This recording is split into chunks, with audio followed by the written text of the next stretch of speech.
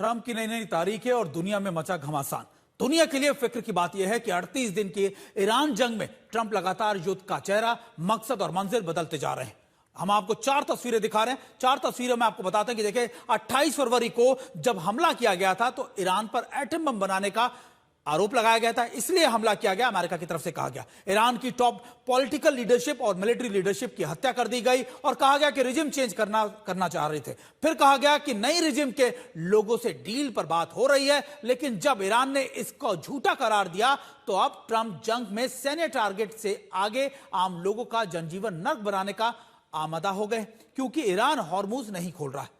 यानी 4 तस्वीरें, 4 दावे। और वैसे ये अमेरिकी राष्ट्रपति डोनाल्ड ट्रंप हर बार अपना गोल पोस्ट या अपनी बातें चेंज कर देते हैं। कभी पहले न्यूक्लियर वेपन की बात करते हैं, फिर बैलिस्टिक मिसाइलों की बात की, फिर रिजिम चेंज की बात की, फिर लोगों की बात की और अब स्टेट ऑफ हॉर्मुज की बात कर रहे हैं। और लगातार इन बातों से, अपने दावों से वो पलटते जा रहे हैं। और वैसे भी ट्रंप की हुकूमत अब दुनिया के सामने अपने उस महापाप का कबूलनामा पेश नहीं कर सकी है, जिसमें एक के बाद एक 3 हमले करके मिनाप के स्कूल में 160 से ज्यादा बच्चियों की हत्या कर दी गई थी। 2 तस्वीरें हम आपको दिखा रहे हैं। पहली मिनाप स्कूल पर अटैक की तस्वीरें और फिर उसके बाद एक यूनिवर्सिटी पर अटैक करने की तस्वीरें हम आपको दिखा रहे हैं, जो इस्फहान से तेहरान तक यूनिवर्सिटी से स्पोर्ट्स कॉम्प्लेक्स तक बमबारी करने पर बेगुनाह ईरानियों को मार डालने की तस्वीरें। ये तस्वीरें देखिए और आप समझिए कि दुनिया को वॉर क्राइम्स का पाठ पढ़ाने वाला अमेरिका कैसे स्कूलों, कॉलेजों और इमारतों पर, रिहायशी इमारतों पर अटैक कर रहा है।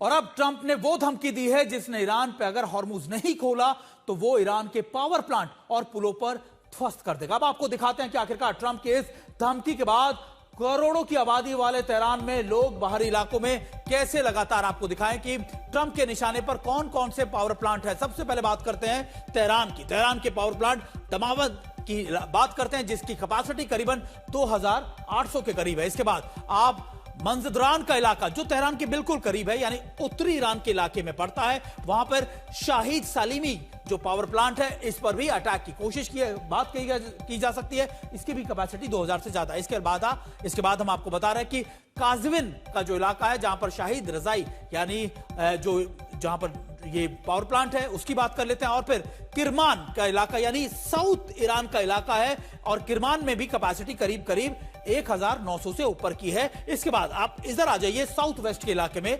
खुर्जिस्तान का इलाका। ये साउथ वेस्ट का वो इलाका है जहां पर आप कह सकते हैं कि पर्शियन गल्फ के इलाके में पड़ता है। इसकी कैपेसिटी भी करीब इतनी है। और फिर शाहिद मुंतजेरी का इलाका जो पावर प्लांट है, वो इस्फहान में यानी तेहरान से बेहद करीब, इसकी कैपेसिटी भी 1600 से ऊपर की है। अलीआबाद का जो पावर प्लांट है, जो गुलिस्तान के इलाके में पड़ता है, आपको बता दें कि इसमें भी कैपेसिटी आपको बताइए, ये संभावित अटैक की जगह हो सकती है। मुबारके इलाका यानी मुबारके पावर प्लांट, इसकी कैपेसिटी 1500 मेगावाट से ऊपर की। हम आपको वो संभावित इलाके बता रहे हैं जहां पर अमेरिका अगर अटैक करने की कोशिश करेगा। कौन कौन से? बुशेर का इलाका, अगर आप देखें खार्क के बिल्कुल करीब है, 50 किलोमीटर की दूरी पर है, इस पर भी अटैक किया जा सकता है। फिर बंदर अब्बास के इलाके में यानी हॉर्मुज जगान का इलाका, इसकी कैपेसिटी करीबन 1300 मेगावाट की बताई जाती है। यानी हमने आपको तमाम बड़े पावर प्लांट बताए कि कौन कौन से इलाकों में अटैक किए जा सकते हैं।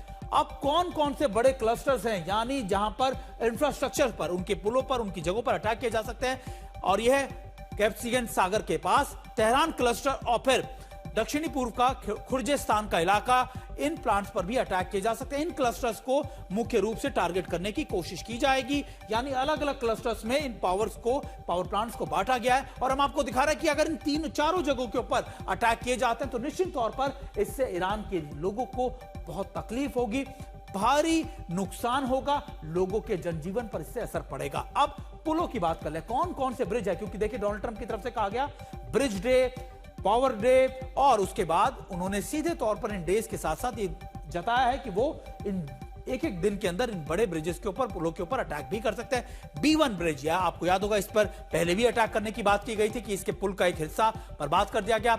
और इसके बाद अगर आप देखें एक और है उर्मिया झील पुल, ये भी बहुत महत्वपूर्ण है। ये दरअसल अर्मेनिया की तरफ, अगर आप ऊपर देखें नॉर्थ ईरान का इलाका, ये अर्मेनिया की तरफ का पुल है, जो अर्मेनिया और आप कह सकते हैं कि तुर्की, अजरबैजान की तरफ से आने वाले इलाकों को सीधे तौर पर फिर आगे सेंट्रल ईरान की तरफ लेके जाता है। फिर और मजदान का इलाका अगर आप कहें, यह है वेरेस्क ब्रिज, यानी ये भी ब्रिज ऑफ विक्ट्री इसे कहा जाता है। इस ब्रिज पर अटैक कर सकते हैं। रमीन ब्रिज की बात कर सकते हैं। फिर लातीदान ब्रिज जो बंदर अब्बास के इलाके में है, यह भी बहुत इंपॉर्टेंट है। तटीय रक्षा प्रणाली यानी नेवी की मूवमेंट के लिए इसका अक्सर इस्तेमाल किया जाता है। और यहीं से आगे आपको बताऊं, एक नेशनल हाईवे निकलता है, नेशनल हाईवे 71, जो सीधे तेहरान को जोड़ता है। तेहरान से बंदर अब्बास को जोड़ने वाला एक हाईवे है, जहां से ये पुल आगे उसको जोड़ता है। तो ये निश्चित तौर पर ये भी बहुत महत्वपूर्ण है, क्योंकि ये नेवल डिप्लॉयमेंट के लिए, रीइंफोर्समेंट के लिए बहुत जरूरी है। इसके अलावा लातीदान ब्रिज है, अहमियत इसकी क्या है? तटीय रक्षा प्रणाली, नेवी सप्लाई के लिए इसको इस्तेमाल, मैं आपको लगातार बता रहा हूं कि इस ब्रिज की अहमियत क्या है, कौन कौन से इलाकों में ब्रिज हैं और कौन कौन से पॉसिबल टारगेट्स हो सकते हैं। इसका मकसद अमेरिका का सिर्फ सिविलियन एरियाज को टारगेट करने के साथ साथ इनकी जो रसद की लाइनें हैं उनको काट देना है, यानी जहां से ईरान अपनी रीइंफोर्समेंट भेज रहा है। ईरान में कुल 90 पावर प्लांट है जो संभावित तौर पर टारगेट किए जा सकते हैं। और आपको बता दें कि 9,000 से ज्यादा, 90,000 से ज्यादा है प्लांट से 70% गैस, 30% डीजल का इस्तेमाल किया जाता है। यानी ये सारे जो इनकी सप्लाई है प्लांट्स में, वो भी प्रभावित होगी। और इससे आप कह सकते हैं कि पूरी तरीके से वहां के लोग हैं उस पर इसका असर पड़ेगा। और शायद एक प्रेशर पॉइंट है, ईरान की तरफ से प्रेशर पॉइंट था स्ट्रेट ऑफ हॉर्मुज, और अमेरिका की तरफ से प्रेशर पॉइंट है ये पावर प्लांट। और दोनों तरफ से अभी कोशिश की जा रही है कि वो एक दूसरे पर साइकोलॉजिकल प्रेशर डाले, ताकि बातचीत की बात को आगे निकाला या आगे बढ़ाया जा सके। अब ट्रंप ने खासतौर पे, ट्रंप ईरान पर इतने हमले की धमकी तो दे रहे हैं, लेकिन ऐसा नहीं है कि ईरान खामोश बैठा है। ईरान ने अमेरिकी फाइटर जेट गिरा दिया है। अमेरिका ने बड़ी मुश्किल से उस पायलट को रेस्क्यू कराया जो वहां पर गिरा था। उस विमान का नाम था F-15E, जहां पर वो पायलट मौजूद था।